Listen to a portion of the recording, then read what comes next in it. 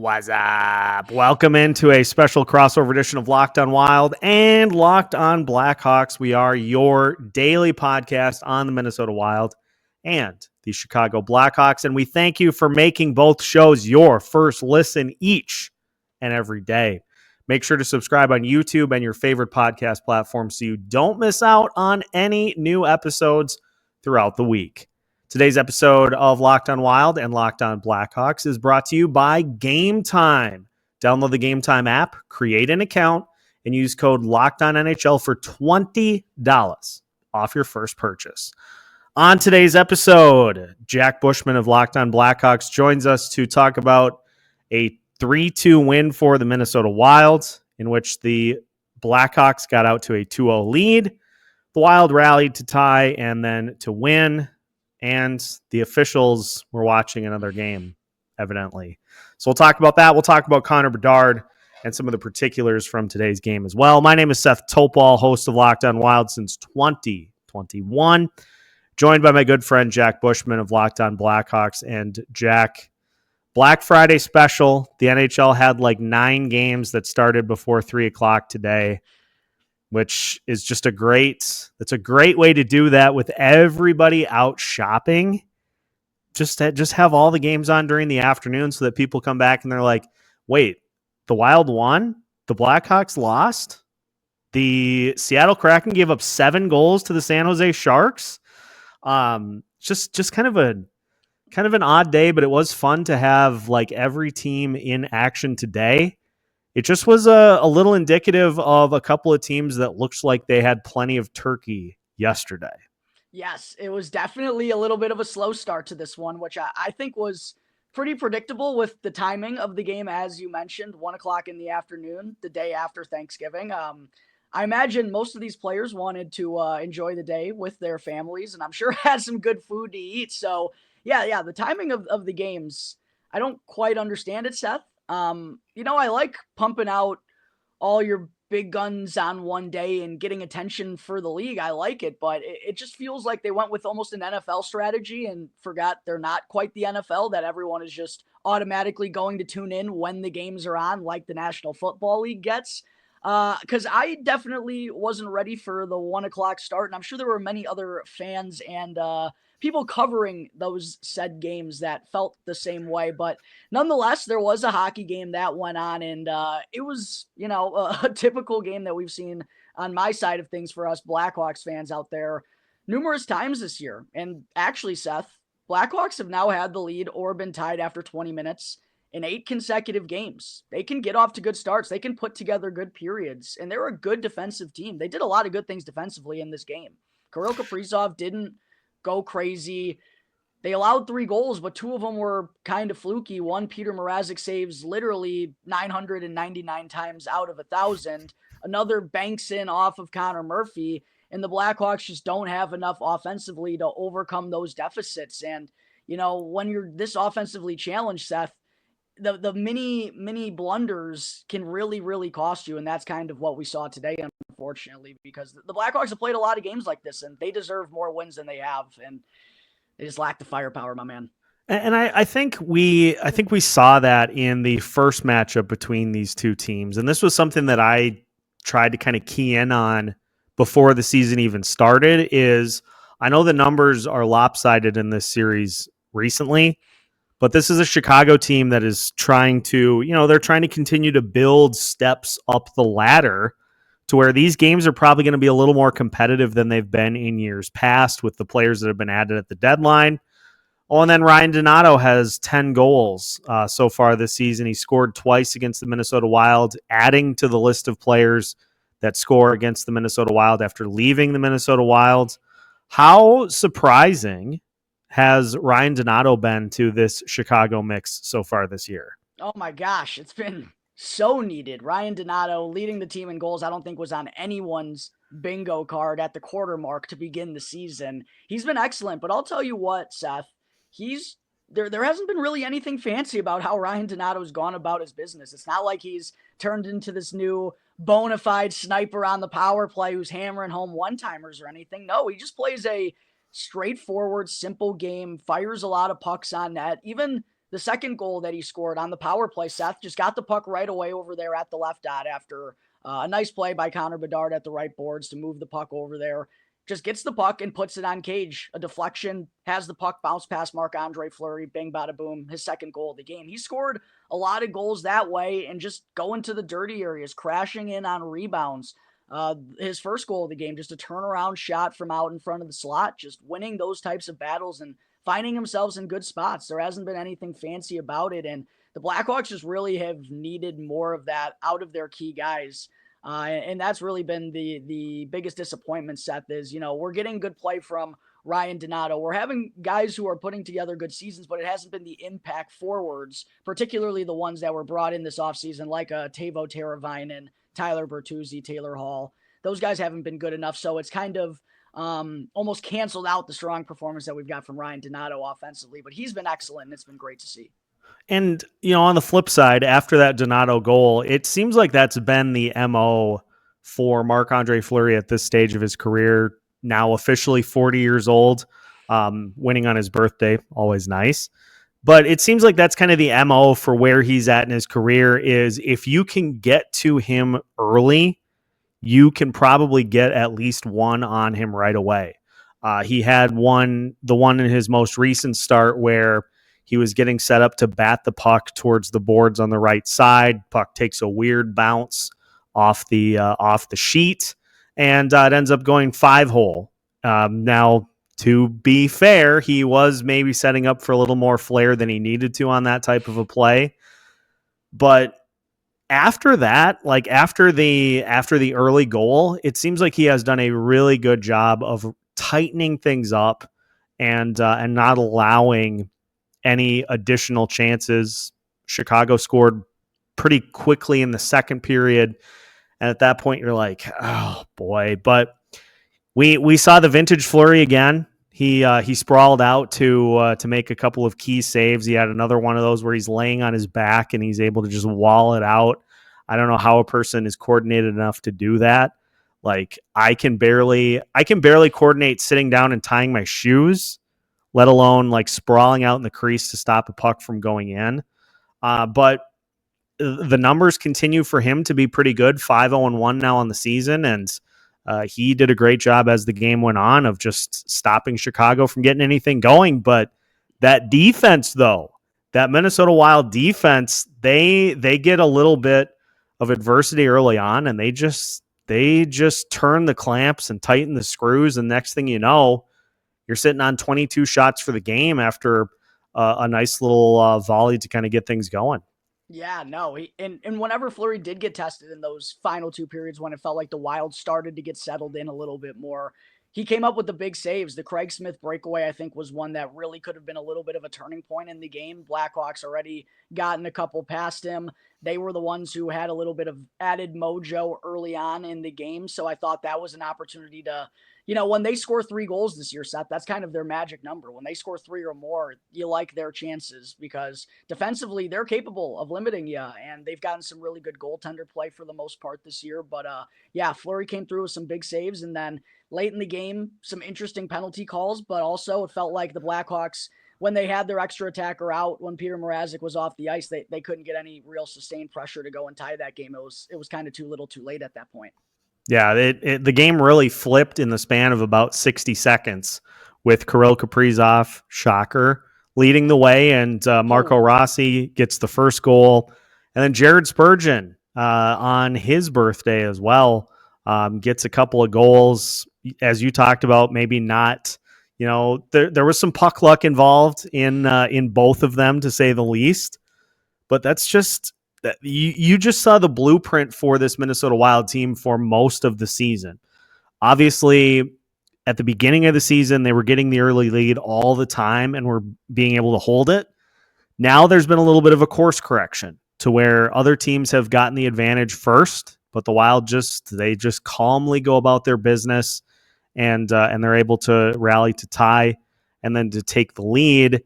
And I've said this all season. It's on the strength of the defense and the goaltending, and Kirill just buzzing up the ice and setting people up for opportunities to make some magic as well. Yeah, that was just a marvelous play that he made to get that wild offense going, turning a 3-on-2 into a 2-on-1, a play that very few guys can make, going cross ice with the spinorama on Alex Vlasic too, as well, our best defenseman in that instance, a play that you don't usually see get by him. If he's going to take a little bit of a gamble there and step up on a player like Kirill Kaprizov, he's usually pretty confident that he's going to be able to get a stick on a puck like that and not leave his other defenseman in harm's way. And that one got by him, and that one really felt like it was the moment in the game where the Blackhawks went, what happens now? And those little hiccups, those little moments have been the difference so far this year. And just the little unfortunate breaks. It felt like they were going to start going the Blackhawks way, Seth. They had a 6-goal performance the night before Thanksgiving, the first time they had potted 6 this year. It was like, oh my gosh, finally the bounces are going our way. And then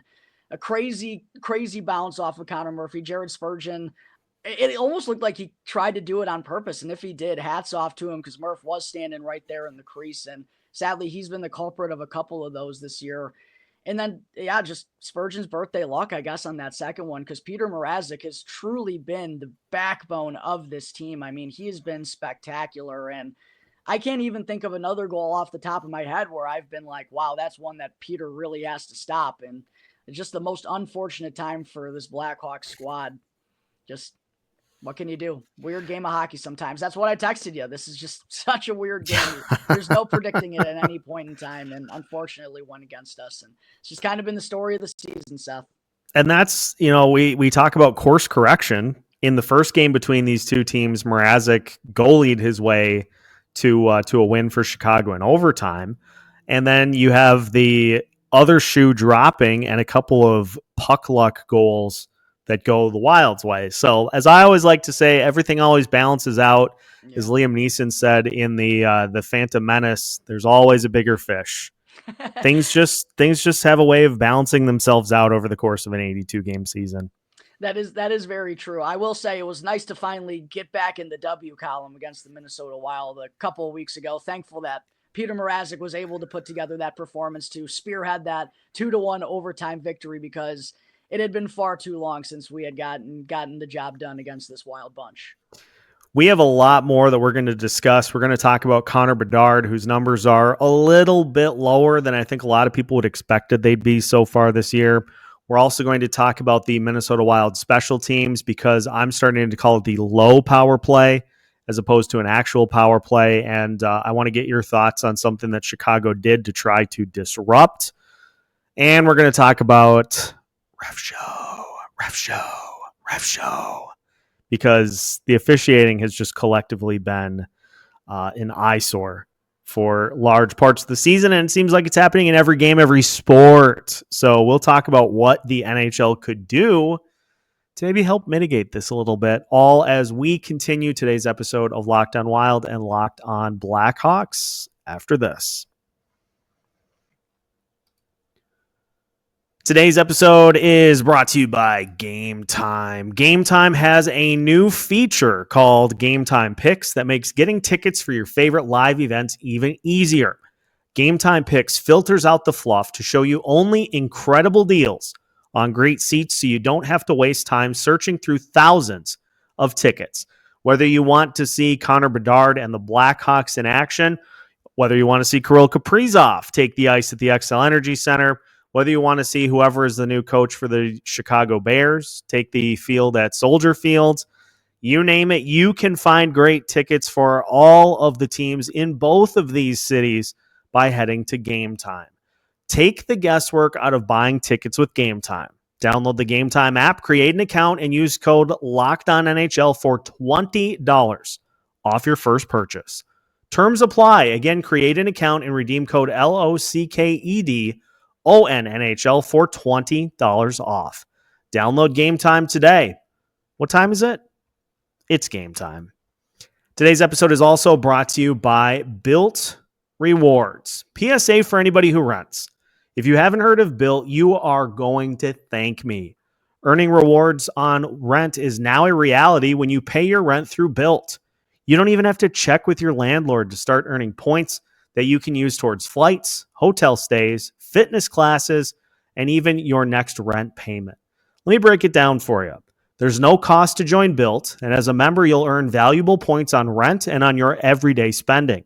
Built points can be transferred to your favorite hotels and airlines, and even the ones you haven't heard of. There are over 500 airlines and 700,000 hotels and properties around the world you can redeem your Built points towards. So if you're not earning points on rent, my question is, why not? Start earning points on your rent you're already paying by going to joinbuilt.com/LockedOnNHL. That's joinbilt.com/LockedOnNHL. Make sure to use our URL so they know we sent you. That's joinbuilt.com/LockedOnNHL to start earning points on your rent payment today. Welcome back to today's crossover edition of Locked On Wild and Locked On Blackhawks. Once again, we thank you for making both shows your first listen each and every day. And when we get the opportunity to break things down after a hardly fought, closely contested Central Division collision, there is no better place to go than Locked On. So we appreciate you tuning in each and every day of the week. All right, Jack. I saw something that was interesting for Chicago in the Minnesota Wild in the power play opportunities that they had, which came later in the game.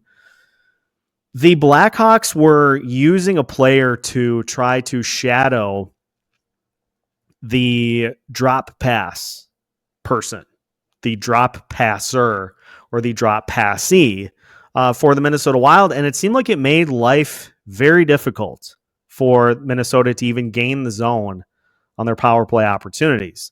And so I may be putting you on the spot here a little bit, but is this something that Chicago has done throughout the season? Or did Chicago just say, we might have a tell here that can keep Minnesota off the power play board?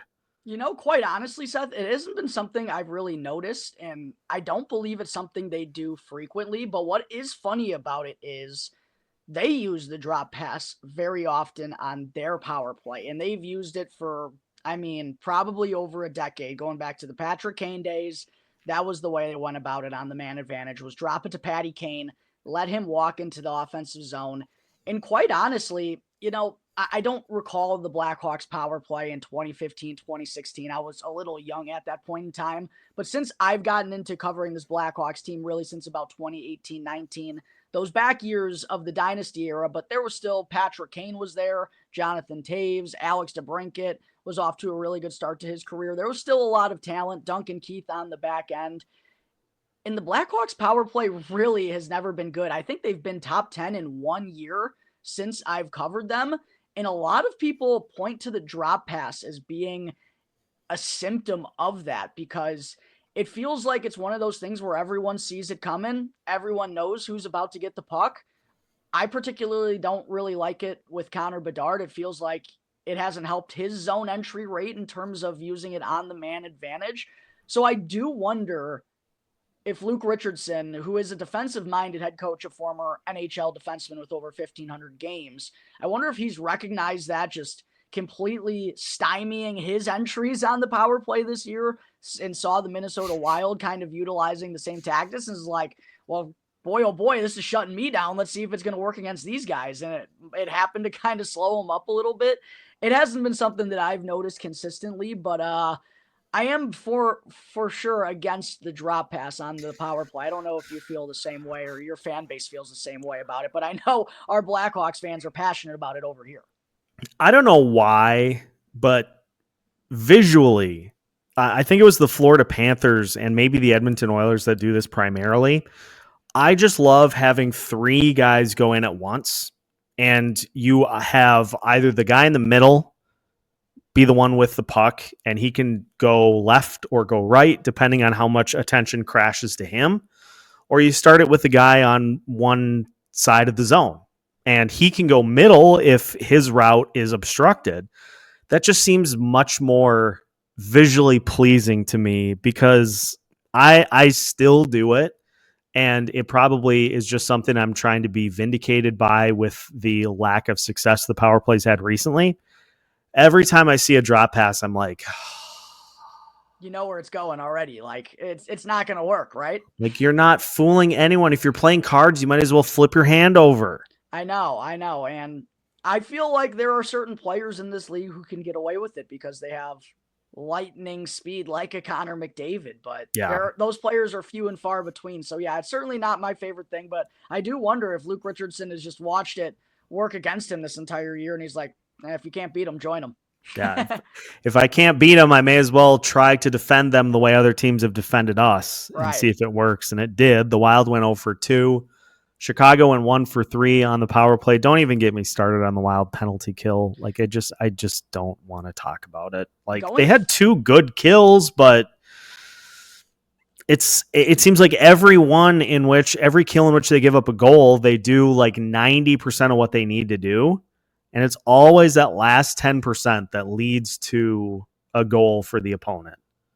It didn't make sense when I was looking at their numbers going into this game. I always check out the NHL previews on the app, and first in the NHL in goals allowed this year, 28th on the penalty kill. What is good? You guys fortunately must stay out of the box pretty well, at least. Yeah. Yeah, that's been the only saving grace, is that the Wild are like the third least penalized team in the league, which is a large departure from where they've been over the last few years. They had, I think it was last year, nearly hit 1,000 penalty minutes on the season, and their penalty kill for the season was at like 68%. And I'm like, well, gee, I wonder why. Yeah, that's tough. But this year they were at one point the least penalized team for a few weeks. Now they're third least. They're still in pretty good shape in terms of being like the bottom 5. It just still is like they're doing 9. You're getting that A, but penalty kills are judged by whether you give up goals or not. And so even if you do 99% of what you need to do and you still give up a goal, it's still a failure. Do you think that's something they're going to be looking to add potentially, like at the deadline, someone who can help out in those areas? Do you think that's, I mean, obviously off to this type of start of the season, you don't want to get ahead of yourselves. We're only a quarter of the way in, but looking at this Minnesota team, they only have 4 regulation losses up to this point in time, second in the league in point percentage. Seth, you got to be ecstatic about where they're at, but this feels like it's the hole on the team, at least from an outsider's perspective. Do you think that could be an area where they'd be looking at here in the next couple months? I think so. I think the big areas are going to be 5-on-5 scoring, and maybe somebody that you can get players that are nice two-way players that can help you in all of those areas while also being really good in the goal scoring department. I can already tell this is probably going to be a problem because I've already talked myself into Brock Nelson. Like, the Islanders are very bad, and they're not going to be in it by the deadline. They're very old. They're very slow. They're very bad at pretty much everything that you can do. I'm sorry, Islanders fans. If you're listening to this, I'm not trying to be overly critical, but they're good at getting to overtime. They're really good at getting to overtime. There is that.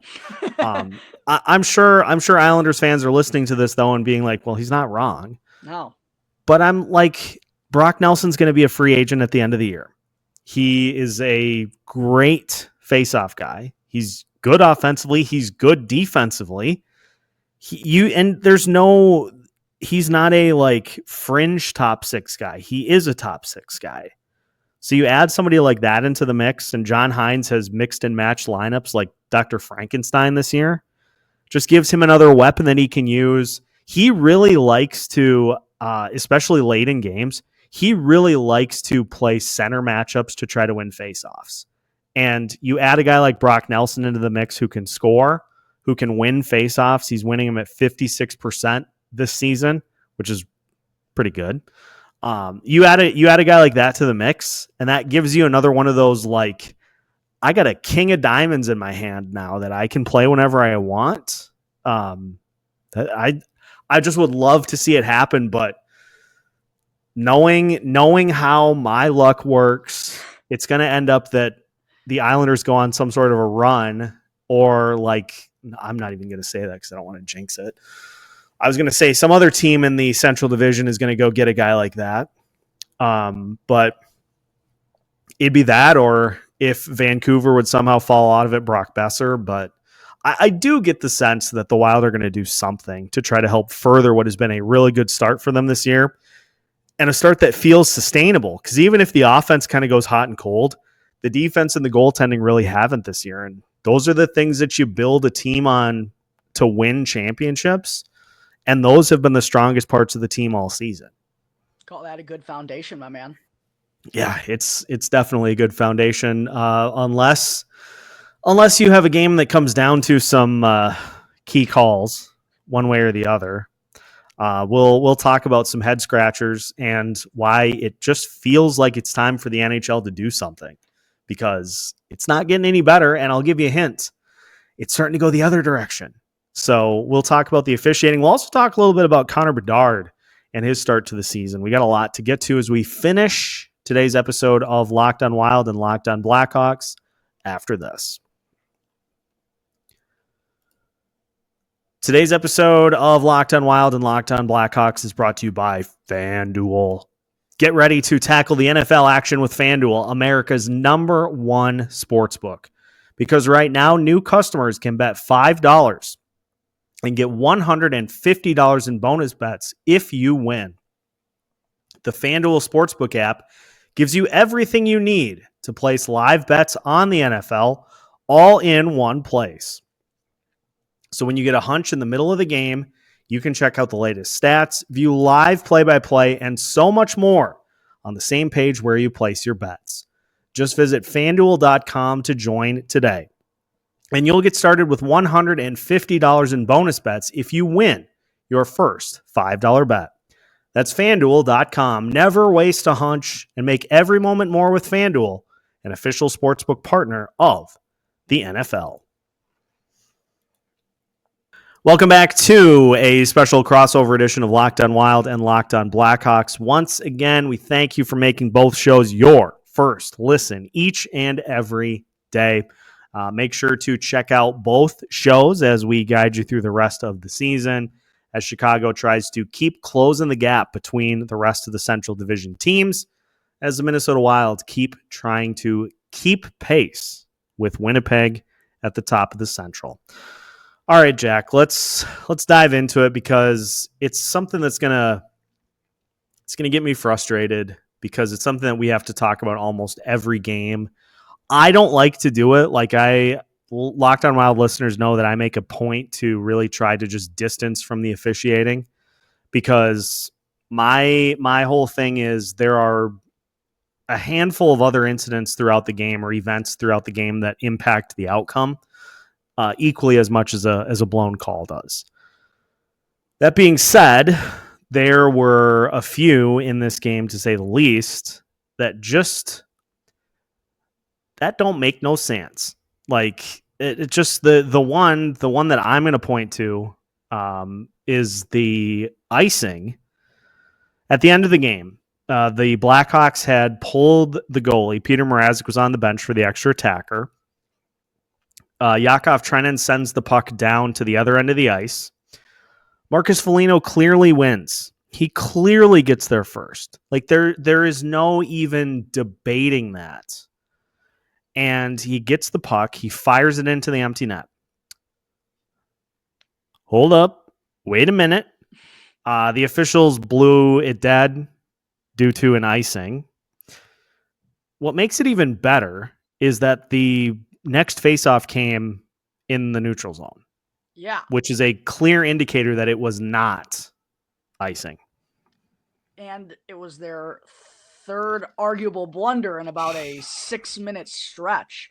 And Seth, before we even get into these calls that happened today, I'm in agreement with you. I'm someone who, on my show, I'm never one to go and gripe about officials. And quite honestly, I had talked maybe a week or so ago on my show, and I said, I'm not someone who usually does this. And I think this is the first time I am ever doing it here on Locked On Blackhawks since I've been the host. But what is going on with the officiating this year? Because it has just been outrageous. And then something like this happens today. And it's just like, I don't want to make it a talking point, because there are far more other entertaining and noteworthy things that did go on in this game between two Central Division foes, another close contested one score affair between these two teams this year. But it was the talk of the third period, because first off, as you mentioned, the icing was undoubtedly the worst of the three calls. Marcus Foligno won the race. The goal horn sounded. He celebrates. Then the refs go and call it off, and then the face-off happens in the neutral zone. It's like, okay, so now you got to go and talk to John Hines with your tail tucked between your legs and said, I made an owie. And then there was the Ryan Donato penalty call when moments earlier you could have made a gripe. He had drawn a penalty. It was a ghost penalty on him.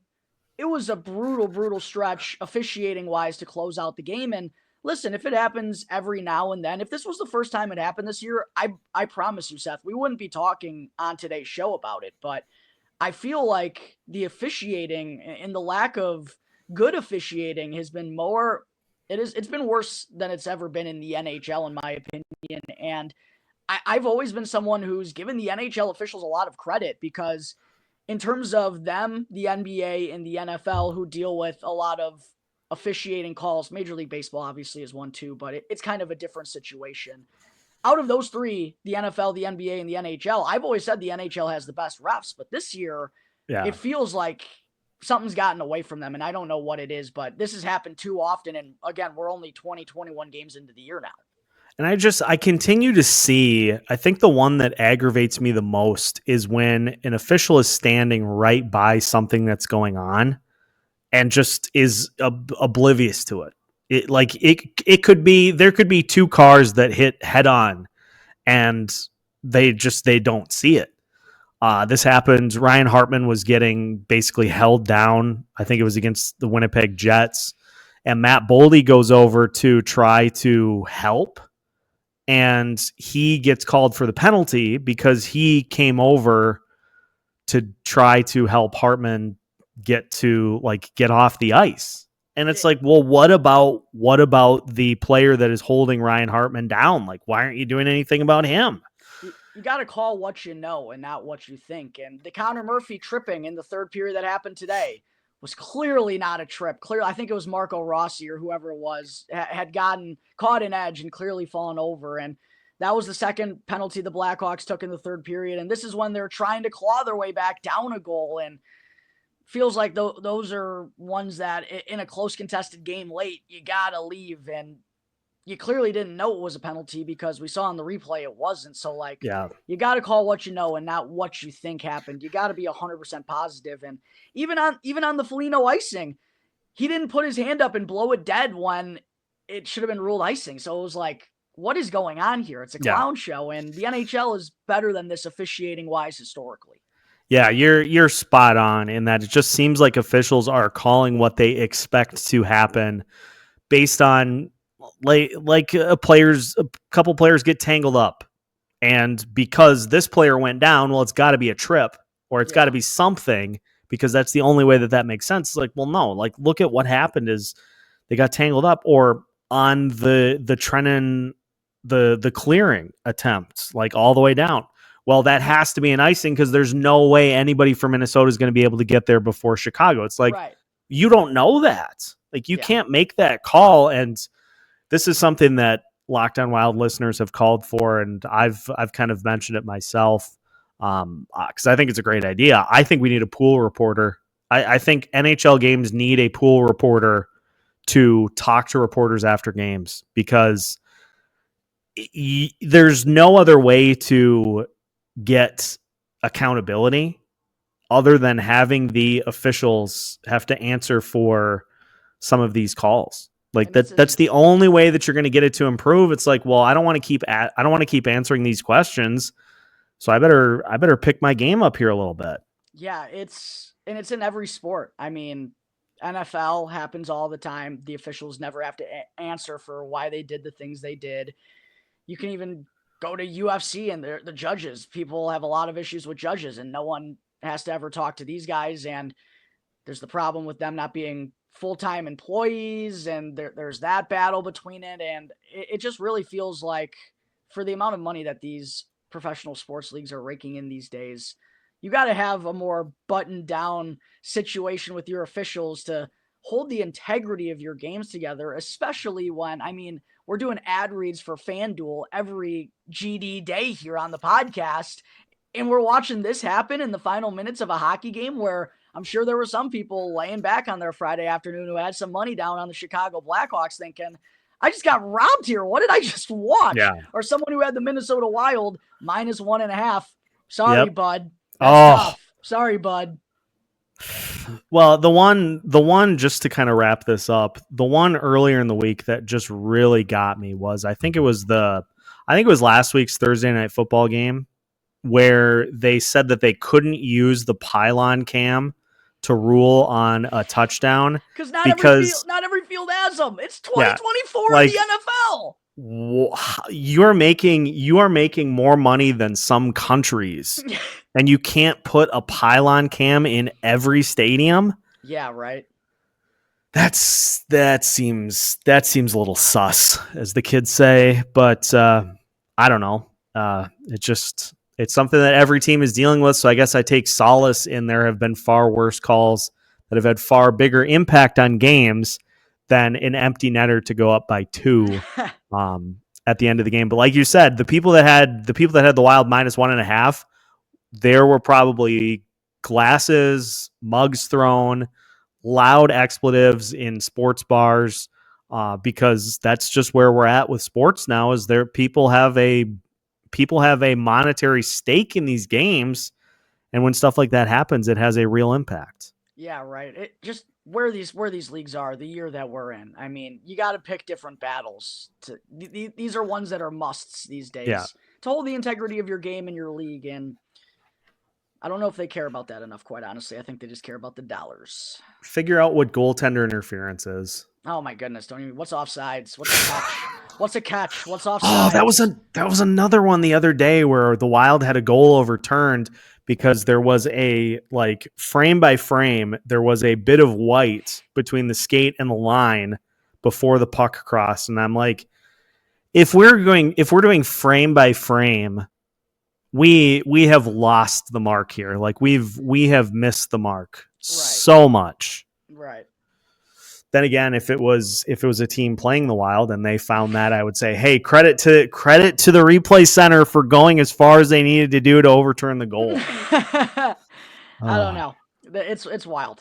Yeah, it is. It's something that's going to need to be changed. But unlike that, I am perfectly happy with the result of the game. And so we'll take those 2 points, and better luck next time for the Chicago Blackhawks. Couple cracks left at this historic rivalry, and a chance to maybe get another one in the win column against the Wild later on.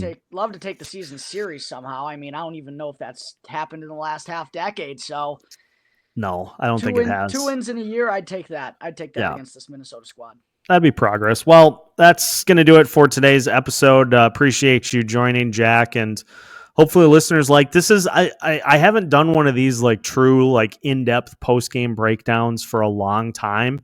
I dig it. Like I like kind of a different way to really digest what happened in a game and get a chance for a little back and forth. So hope all of you enjoy it as well, and make sure so that we can continue to do all of this and more. Make sure you hit the like button. Make sure you comment. Make sure you subscribe. All the interaction helps get us seen more by the YouTube and podcast algorithms.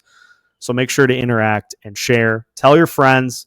Tell people you aren't friends with. I don't care. Tell people that you know or don't to listen to the show, and it'll help us get further exposure out there as the season unfolds. You can find new episodes for both Locked On Wild and Locked On Blackhawks every Monday through Friday as part of the Locked On Podcast Network.